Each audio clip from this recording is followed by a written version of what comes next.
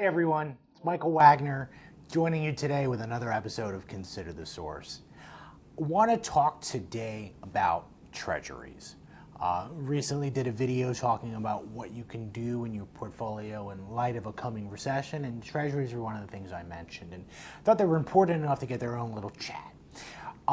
So a few things to note about treasuries. One, I think first and foremost, is they're backed by the full faith and credit of the United States government. And that means something. So in a lot of capital pricing models and valuation models used by financial professionals, right, they actually set what's called the risk-free rate of return.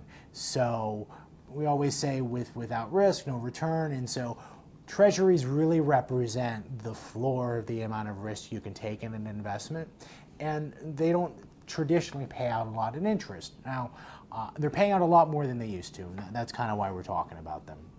I would say specifically short-term treasuries, because the shorter-term treasuries, and we're really talking 1 year, certainly 3 years and under, are less affected by rising interest rates. You don't see as much of a drop in price there.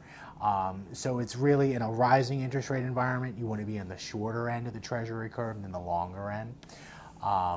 But in that case, it's a great place if you're sitting on some dry powder. You can put in some treasuries, get some very nice short-term yield, and actually get paid to wait in a way that you haven't been in several years. So saying we like treasuries heading into a recessionary environment because of those two factors. They're very safe, right? Backed up by the full faith and credit of the U.S. government.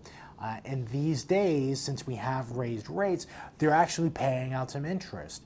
And filming this video in July of 2022, you can find a couple of solid, good percentage points of return in the treasury market. And so we think that's a good spot for some dry powder, and will be relatively unaffected by a recession or anything like that. So very quick video, treasuries in a nutshell. These days, we think you want to be on the shorter end of the treasury curve than the longer end.